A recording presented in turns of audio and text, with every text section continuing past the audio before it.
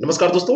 आज की तारीख है 8 जनवरी और हम डिस्कस करने जा रहे हैं आज का डेली 30। आज के डेली 30 में इकोनॉमी के कुछ बहुत ही सामान्य प्रश्नों को हम डिस्कस करने जा रहे हैं। भारत की इकोनॉमी के बारे में जो सामान्य प्रश्न बनते हैं और 10 प्रश्न डिस्कस करेंगे आज के करंट अफेयर पर। चलिए शुरू करते हैं आज का डेली 30 और लेते हैं पहला प्रश्न।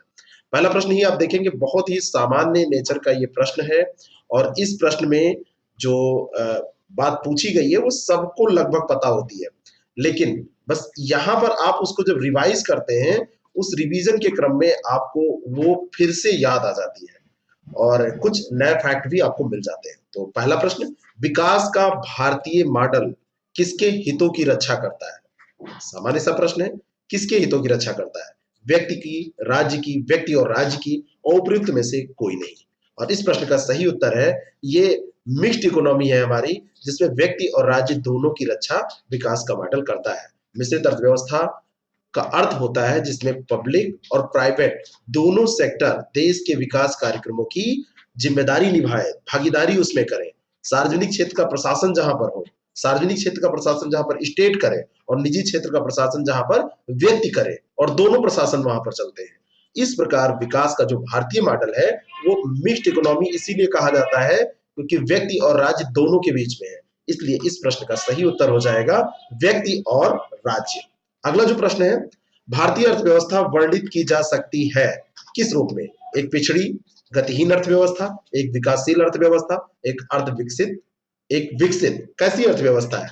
तो आपको पता है या नहीं पता है तो जान लीजिए कि भारत एक डेवलपिंग इकोनॉमी है। भारत अभी विकसित नहीं हुआ है, लेकिन विकसित होने की राह में है, विकसित होने की प्रक्रिया में है भारतीय अर्थव्यवस्था।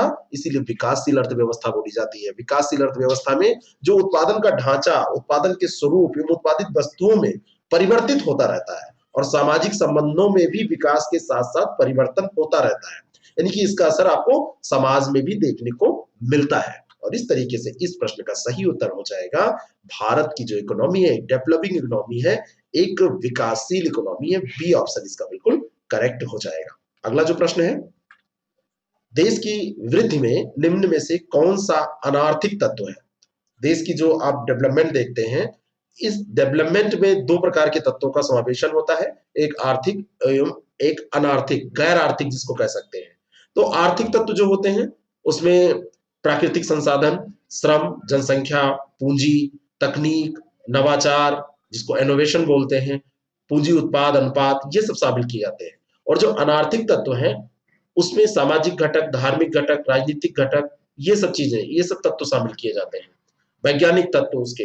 तो ये जो यहाँ पर प्रश्न पूछा जा रहा है उसमें सामाजिक व्यवहार या सामाजिक घटक इसका क्या हो जाएगा? अनार्थिक तत्व हो जाएगा। अगला जो प्रश्न है, भारतीय अर्थव्यवस्था की विशेषता है कृषि प्रधान अर्थव्यवस्था, उद्योग की प्रधानता, न्यून प्रति व्यक्ति आय, बृहद बेरोजगारी।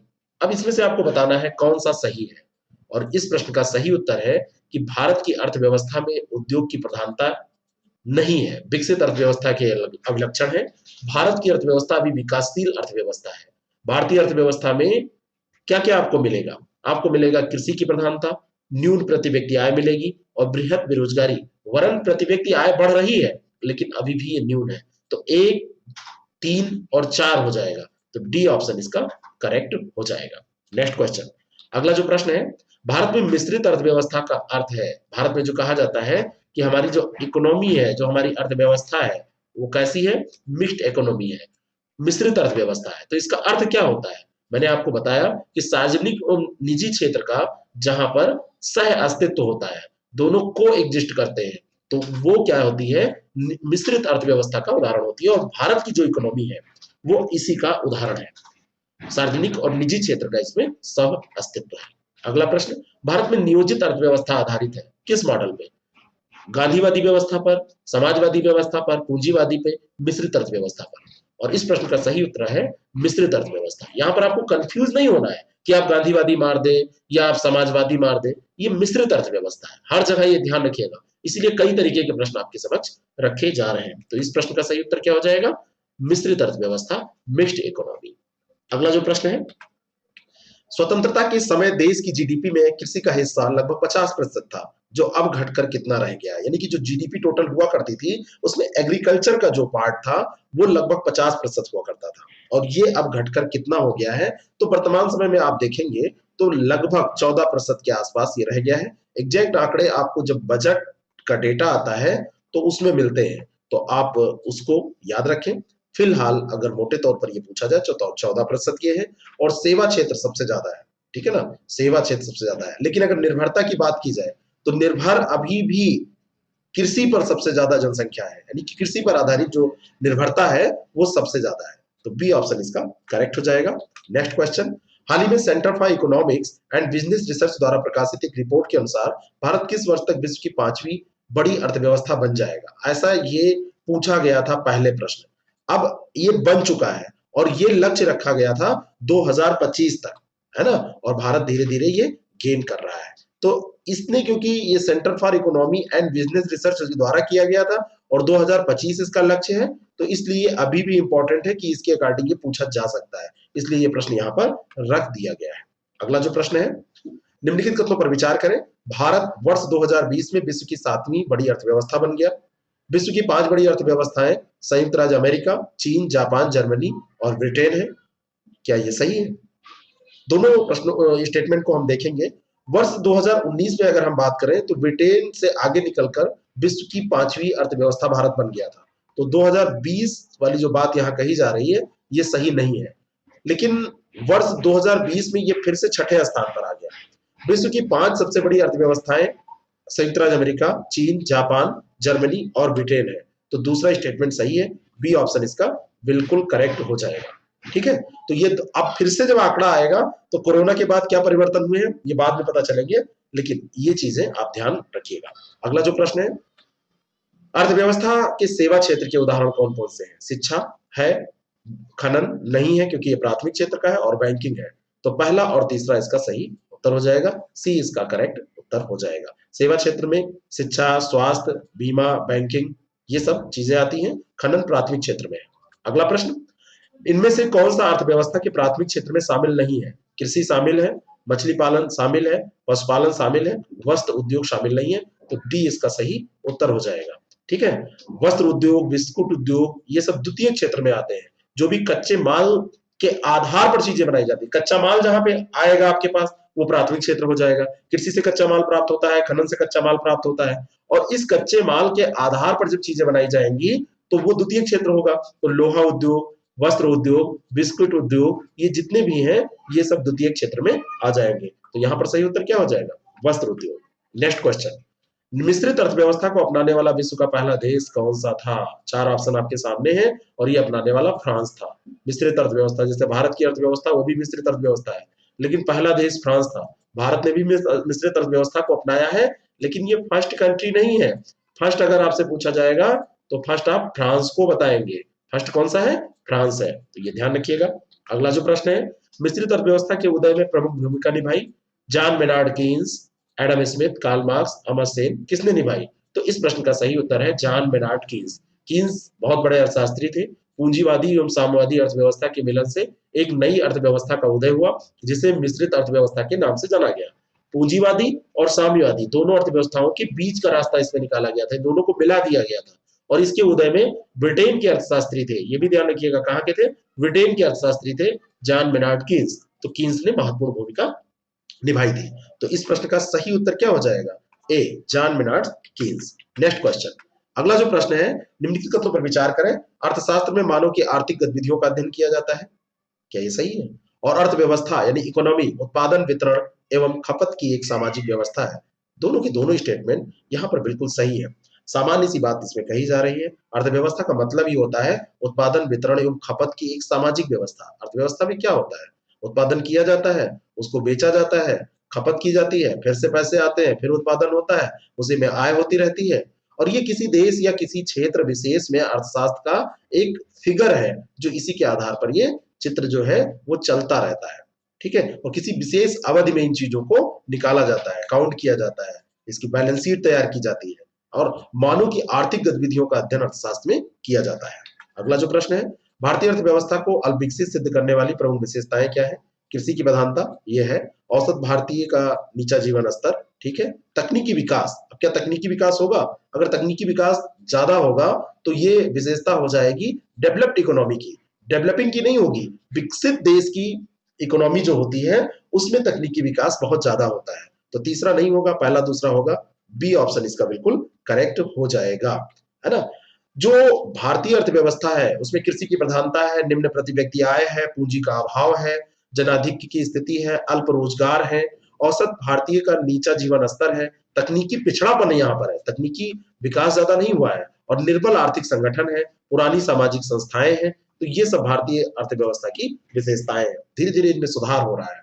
ठीक है, अगला जो प्रश्न है, भारतीय अर्थव्यवस्था को किस नाम से संबोधित नहीं किया जाता है? विकसित अर्थव्यवस्था नहीं, अल्प विकसित कह सकते हैं, विकासशील कह सकते हैं, मिश्रित कह सकते हैं। तो पहला इसमें उत्तर हो जाएगा कि इस नाम से संबोधित नहीं किया जा सकता है, विकसित अर्थव्यवस्था नहीं कहा जा सकता है। अर्ध विकसित, अल्प विकसित, विकासशील, मिश्रित, कुछ भी कहिए, लेकिन विकसित नहीं। अगला प्रश्न, भारतीय अर्थव्यवस्था पर ब्रिटिश शासन का क्या प्रभाव पड़ा? गरीबी में वृद्धि हुई? बिल्कुल हुई। प्रति व्यक्ति आय में गिरावट हुई? बिल्कुल हुई। और परंपरागत कृषि का विनाश हुआ? ये भी हुआ। तो ये जितने भी नकारात्मक प्रभाव थे ब्रिटिश काल में, ये सब पड़े, ब्रिटिश शासन के ये प्रभाव थे, ये सभी। महाजनी पूंजी और औपनिवेशिक शोषण हुआ, औद्योगिक पूंजी और औपनिवेशिक शोषण हुआ, ब्रिटिश शासन में भारत का विकास प्रभावित हुआ, व्यापारिक पूंजी और औपनिवेशिक शोषण हुआ, ब्रिटिश शासन और भारत का जो शोषण हुआ उनके ये महत्वपूर्ण घटक है। प्रति व्यक्ति आय में गिरावट हो गई, मजदूरों का शोषण हुआ, परंपरागत कृषि का विनाश हो गया, औद्योगिक स्थिति में गिरावट हो गई, क्योंकि जो अंग्रेज थे वो अपने बारे में सोचते थे, अपने लाभ के बारे में, उनको हमारे हितों की नहीं पड़ी थी। तो ये सारी विशेषताएं हो जाएंगी जो ब्रिटिश काल में भारत को प्रभावित करने वाली चीजें थी। अगला जो प्रश्न है, देश में रोजगार का सबसे बड़ा साधन कौन सा है? तो मैंने अभी आपको बताया था कि सेवा, कृषि, व्यापार। जो सेवा है वो जीडीपी में तो सबसे ज्यादा योगदान देता है। अगर जीडीपी में योगदान की बात करेंगे तो ये हो जाएगा, लेकिन निर्भरता जो रोजगार की बात है, निर्भरता जो है वो कृषि पे सबसे ज्यादा है। बी ऑप्शन इसका बिल्कुल करेक्ट हो जाएगा। 50% के आसपास की आबादी इसी पर निर्भर है, इसी से रोजगार अर्जित करती है। अगला जो प्रश्न है, सकल घरेलू उत्पाद में योगदान की दृष्टि से भारतीय अर्थव्यवस्था मुख्यतः किस प्रकार की अर्थव्यवस्था है? कृषि प्रधान, सेवा प्रधान, उद्योग प्रधान, किस तरीके की अर्थव्यवस्था है? तो यहां पर आप देखेंगे तो ये सेवा प्रधान अर्थव्यवस्था है। 1991 के बाद में जब देश में आर्थिक उदारीकरण कार्यक्रम चलाया गया, देश की अर्थव्यवस्था में विकास के लिए जब कोशिशें की गई, सकल घरेलू उत्पाद में योगदान की दृष्टि से अगर देखा जाए तो भारतीय अर्थव्यवस्था में तब से किस क्षेत्र की वृद्धि हुई है? तो सबसे ज्यादा योगदान किसका रहा है? सर्विस सेक्टर का, सेवा प्रधान अर्थव्यवस्था, उसके बाद में उद्योग का, और उसके बाद में कृषि का आता है। ठीक है ना, मैंने बताया ना कि केवल 14% के आसपास, जबकि आजादी के समय 50% था। तो सेवा प्रधान अर्थव्यवस्था का योगदान सबसे ज्यादा रहा है। बी ऑप्शन इसका बिल्कुल करेक्ट हो जाएगा। अगला प्रश्न है और अंतिम प्रश्न है इस टॉपिक का, फिर करंट अफेयर पे हम आ रहे हैं। निम्नलिखित में से कौन आर्थिक सुधारों के द्वितीयक प्रजनन, जनरेशन, प्रजनन का मतलब जनरेशन, में सरकार द्वारा चिन्हित किए गए हैं, उनका भाग नहीं है? यानी कि आर्थिक सुधार जो द्वितीय जनरेशन में किए गए उनका भाग कौन सा नहीं है? तेल के क्षेत्र में सुधार, सार्वजनिक क्षेत्र में सुधार, न्यायिक प्रणाली में सुधार, शासकीय एवं सार्वजनिक संस्थाओं में सुधार। तो यहाँ पे न्यायिक प्रणाली में सुधार जो है ये द्वितीय इसमें नहीं है। न्यायिक प्रणाली में सुधार को छोड़कर बाकी सभी विकल्प सरकार द्वारा जो second generation of economic reform है उनके भाग है। तो ये ध्यान रखिएगा। और इस प्रश्न का सही उत्तर क्या हो जाएगा? न्यायिक प्रणाली में सुधार, सी ऑप्शन इसका बिल्कुल करेक्ट हो जाएगा। हाल ही में भारत ने अर्जेंटीना में लिथियम भंडारों की खोज करने के लिए सार्वजनिक क्षेत्र की किस कंपनी के माध्यम से अर्जेंटीना की कंपनी के साथ एक समझौते पर हस्ताक्षर किए हैं? करंट अफेयर का पहला प्रश्न है, कौन सी कंपनी है जो अर्जेंटीना के लिथियम भंडारों की खोज के लिए वहां की कंपनी के साथ समझौता की ही, हस्ताक्षर की है और वो काम करेगी? तो ये कंपनी है खनिज विदेश इंडिया लिमिटेड। खनिज विदेश, ये बा लिखा हुआ, ये गलत है, विदेश इंडिया लिमिटेड। लिथियम भंडारों की खोज के लिए इसने क्या किया है? अर्जेंटीना की कंपनी के साथ एक समझौते पर हस्ताक्षर किए हैं। खनिज विदेश इंडिया लिमिटेड केबीआईएल की स्थापना सार्वजनिक क्षेत्र की 3 कंपनी, एक नाल्को, एक हिंदुस्तान कॉपर और मिनरल एक्सप्लोरेशन कॉर्पोरेशन लिमिटेड, और विदेशों में लिथियम या कोबाल्ट जैसे रणनीतिक खनिज संसाधनों को प्राप्त करने के लिए, और मतलब ये हिंदुस्तान कॉपर और मिनरल एक्सप्लोरेशन लिमिटेड, ये तीनों ने मिलकर क्या किया है? 19 अगस्त में हस्ताक्षर किया था। और केबीआईएल जो है इसके द्वारा चिली और बोलीविया में भी महत्वपूर्ण खनिजों की खोज के लिए ऐसे संभावित विकल्पों पर कार्य किया जा रहा है। तो चिली और बोलीविया में भी ये कर रहे हैं, और साथ में अब कहां पर करने जा रहे हैं ये अर्जेंटीना में। तो ये ध्यान रखिएगा, ये कंपनी जो है खनिज विदेश इंडिया लिमिटेड है। तो बी ऑप्शन इसका करेक्ट हो जाएगा। नेक्स्ट क्वेश्चन, अगला जो प्रश्न है निम्नलिखित कथनों पर विचार करें। RailTel corporation of India limited एक मिनी रत्न श्रेणी फर्स्ट सार्वजनिक उपक्रम है। मिनी रत्न में दो श्रेणियां होती हैं, तो श्रेणी फर्स्ट का मिनी रत्न है RailTel corporation of India limited. और दूसरा है रेलटेल के पास पूरे भारत में रेलवे ट्रैक के साथ ऑप्टिकल फाइबर नेटवर्क है। ये दोनों के दोनों स्टेटमेंट सही है। रेलटेल जो है ये मिनी रत्न श्रेणी की है, श्रेणी फर्स्ट उसमें जो होती है उसमें शामिल की गई है, सार्वजनिक उपक्रम है और ये सूचना एवं संचार प्रदाता है और देश के सबसे बड़े न्यूट्रल दूरसंचार इंफ्रास्ट्रक्चर प्रदाताओं में से एक है। पूरे भारतवर्ष में रेलवे ट्रैक के साथ जो ऑप्टिकल फाइबर नेटवर्क बिछाया जाता है वो यही करती है। रेलटेल का जो ऑप्टिकल फाइबर केबल है ये भारत के सभी महत्वपूर्ण शहरों एवं ग्रामीण क्षेत्रों को ये कवर करता है। इससे क्या होता है, एक मतलब रेलटेल ने क्या किया है, अत्याधुनिक तकनीक लाने और भारतीय दूरसंचार हेतु तो जितनी भी नवीन सेवाओं की बात होती है उसकी पेशकश करने का ये काम करती है। और रेलटेल जो है रेल संचालन और प्रशासन नेटवर्क प्रणाली के आधुनिकीकरण के अलावा देश के सभी भागों में राष्ट्रव्यापी ब्रॉडबैंड दूरसंचार और मल्टीमीडिया नेटवर्क प्रदान करने में सबसे आगे है। तो मैं आपको यहाँ बताना चाहता हूँ ये केवल रेलवे के नेटवर्क के लिए नहीं प्रयुक्त की जाती है। रेलटेल नाम है लेकिन ऐसा मत सोचिएगा केवल रेल का ही नेटवर्क ये करती है। अन्य जो मल्टीमीडिया नेटवर्क है, ब्रॉडबैंड दूरसंचार है, ये सारा काम यही करती है।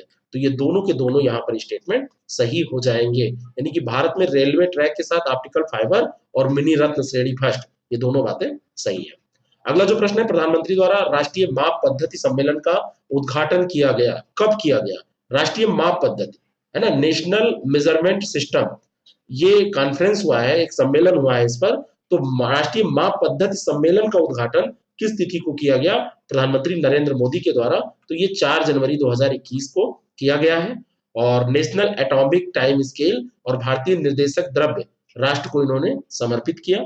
नेशनल एनवायरमेंटल स्टैंडर्ड लेबोरेटरी की आधारशिला भी इन्होंने रखी उसी दिन। और national atomic time scale 2.8 nanosecond की सटीकता के साथ भारतीय मानक समय प्रदान करता है। ये एक अलग से फैक्ट है कि नेशनल एटॉमिक टाइम स्केल जो है ये 2.8 नैनोसेकंड की सटीकता, यानी कि अगर उसमें वेरिएशन आता है तो 2.8 नैनोसेकंड का ही आता है, जो कि बहुत कम हुआ। तो ये 4 जनवरी याद रखिएगा। किसने किया है?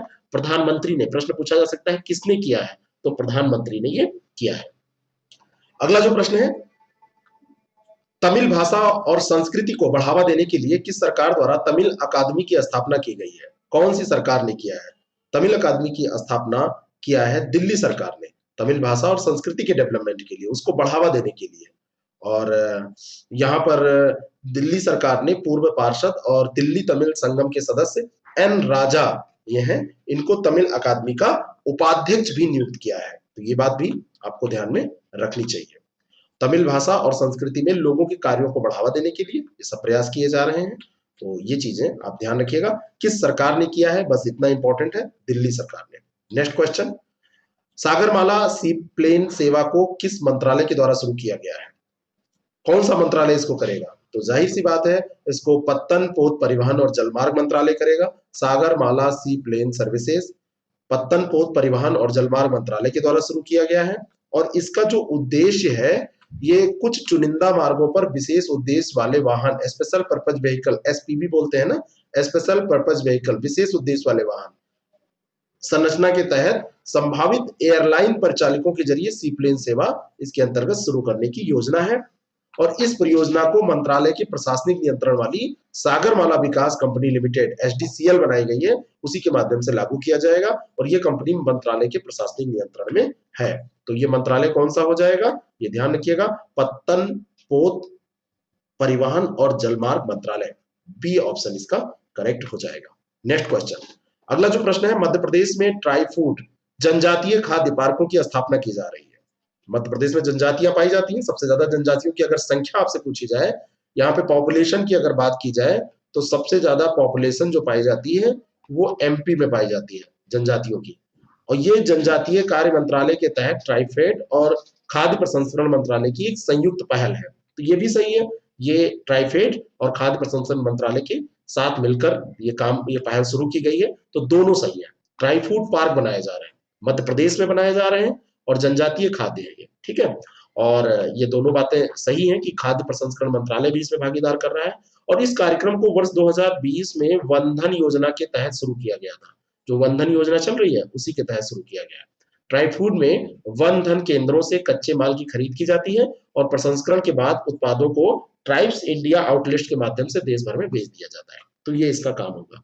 नेक्स्ट क्वेश्चन, अगला जो प्रश्न है, रूफ टॉप सोलर सेगमेंट में एमएसएमई को वित्त प्रदान करने के लिए किस कंपनी ने सिडबी के साथ साझेदारी की है? कौन सी कंपनी है? Tata power, merchant banking company, IRDA, Bharatiya Jeevan बीमा निगम लिमिटेड। तो किस कंपनी ने सिडबी के साथ साझेदारी की है जो एमएसएमई को वित्त प्रदान करेगा?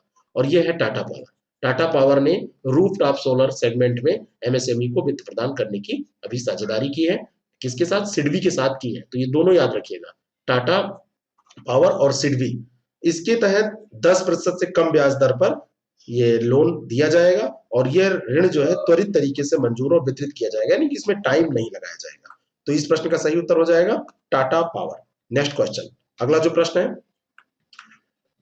टाइकाथॉन पहल के लिए कितने मंत्रालयों ने भागीदारी की है जिसे हाल ही में लॉन्च किया गया? टाइकाथॉन पहल के बारे में हमने बात की थी कि इसमें क्या किया जाएगा, आप इसको कमेंट में बताइएगा। जो लास्ट डेली 30 था उसमें हमने इसकी चर्चा की थी।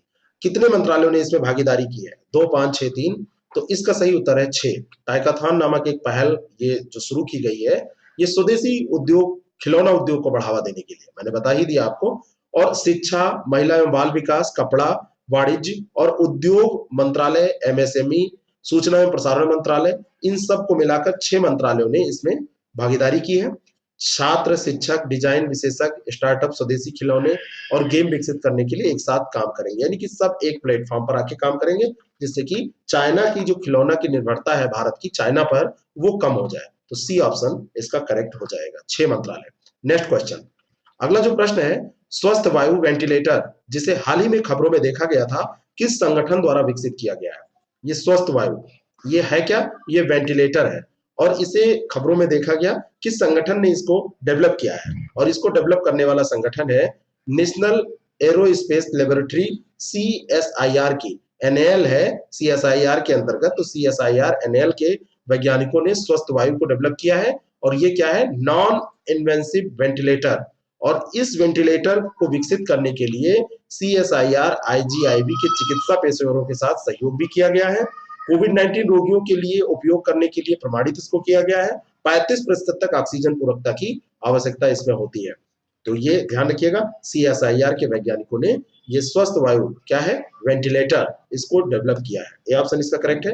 अंतिम प्रश्न क्या है उसको हम देख लेते हैं और आज का डेली 30 हम समाप्त करते हैं। पीएम केयर्स फंड ट्रस्ट ने किस उपकरण की स्थापना के लिए 201 करोड़ रुपए आवंटित किए हैं?